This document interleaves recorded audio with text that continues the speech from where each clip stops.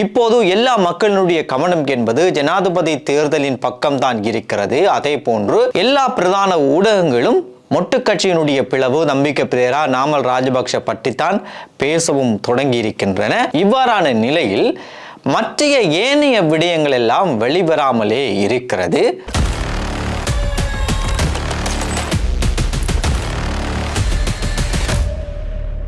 எஸ்டேவினுடைய ஊடக பிரிவு ஒவ்வொரு நாளும் காலை 8 மணிக்கு கூடுகிறதாம். இதனை வழி நடத்துபவர் எஸ்.எம். மரைக்காராக இருக்கிறாராம். இந்த கூட்டத்தில் ஊடகங்களில் தற்போது என்ன பேசப்படுகிறது என்ற விடயங்கள் எல்லாம் பேசப்பட்டு கொண்டு வருகிறதாம். இந்த கூட்டத்தில் இப்போது எல்லா ஊடகங்களும் முட்டுக்கட்சியினுடைய பிளவு குறித்தும் நம்பிக்கை பிரேரா குறித்தும் நாமல் ராஜபக்ஷ குறித்தும் தான் பேசிக் கொண்டிருக்கிறார்கள் என்று இந்த கூட்டத்திலே பேசப்பட்டிருக்கிறதாம். அப்போது அங்கிருந்த சரித்த ஹேரத் உடனடியாக நாங்கள் இந்த விடயத்திலே கவனம் செலுத்த வேண்டும், அவசரமாக நாங்கள் வேறொரு விடயத்தை நாங்கள் வெளியில் போட வேண்டும் என்று பேச, இதை கேட்ட எஸ்.எம். மரைக்கார் VFS விசா விவகாரம் தொடர்பாக நாங்கள் பேச வேண்டும், அதையே சஜித் பிரேமதாசவும் விரும்புகிறார்.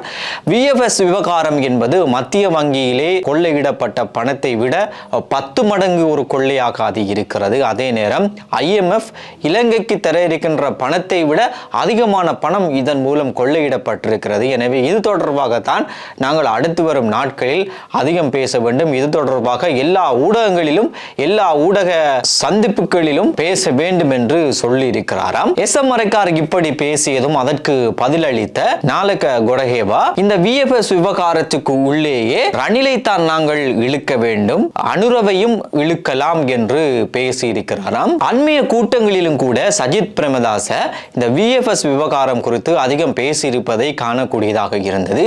VFS விவகாரத்தை தாங்கள் தான் வெளியில் கொண்டு வந்ததாகவும் தாங்கள் தான் அதனை நிறுத்தியதாகவும் எல்லாம் சஜித் பிரேமதாச அண்மைய கூட்டங்களில் பேசியிருப்பதையும் காணக்கூடியதாக இருந்தது. இந்த விவகாரம் இப்படியோ இருக்கின்ற போது அண்மையில் நடந்த எதிர்கட்சி கூட்டத்தின் போது GL பீரிஸ் சம்பிக்க எங்களோடு இணைவாரா இல்லையா என்ற ஒரு கேள்வியை கேட்டிருக்கிறாராம்.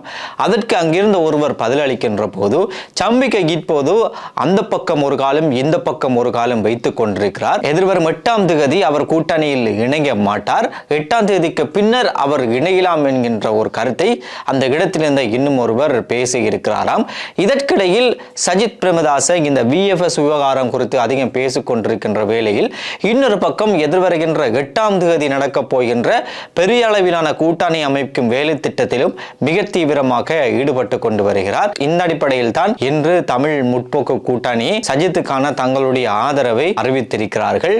ஏற்கனவே முஸ்லிம் காங்கிரஸ் சஜித்துக்கான ஆதரவை அறிவித்தது. இன்று தமிழ் முற்போக்கு கூட்டணி சஜித்துக்கான ஆதரவையும் வழங்கி இருக்கிறது. இந்த கதை இப்படி இருக்கின்ற போது முட்டுக்கட்சியினுடைய ஜனாதிபதி வேட்பாளராக நம்பிக்கை பிரேரா வரப்போகிறார் என்ற கதையெல்லாம் அண்மை காலமாக பேசப்பட்டு வந்தது.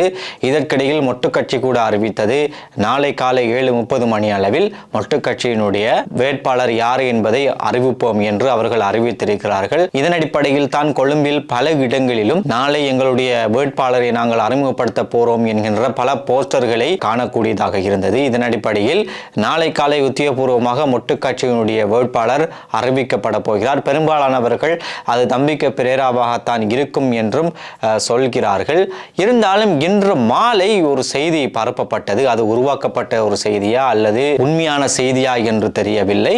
ஆனால் செய்தி ஒன்று வந்தது. அதுதான் நம்பிக்கை பிரேரா மொட்டுக்கட்சியினுடைய ஜனாதிபதி வேட்பாளரிலிருந்து விலகுகிறார், அவருடைய தனிப்பட்ட முடிவாகவும் அது இருக்கிறது என்ற அந்த செய்தி வந்திருக்கிறது. இன்னும் சிலர் பேசுகின்ற போது நம்பிக்கை பிரேரா அவருடைய அம்மாவினுடைய சொல்லை கேட்டுதான் இவர் இவ்வாறு ஜனாதிபதி பதவியிலிருந்து இவர் விலகப் போகிறார் என்ற முடிவை எடுத்தார் என்றும் சொல்லப்படுகிறது. ஏனென்றால் ரோஹித் அபயகுணவர்தன கூட அவருடைய அம்மாவின் சொல்லை கேட்டுத்தான் ரணிலுக்கு ஆதரவும் தெரிவித்தார். அதே போல் தான் இவரும் இந்த முடிவை எடுத்திருக்கிறார் என்றும் சிலர் பேசிக்கொண்டனர். இப்படி இந்த செய்தி பரவியதும் இது உண்மையான செய்தியா அல்லது ஒரு பொய்யான செய்தியா இல்ல வேண்டுமென்றே நாளைய நிகழ்வுக்கு எல்லா மக்களுடைய கவனமும் இங்கே செல்ல வேண்டும் என்பதற்காக ஒரு பரப்பப்பட்ட ஒரு செய்தியா என்று தெரியவில்லை.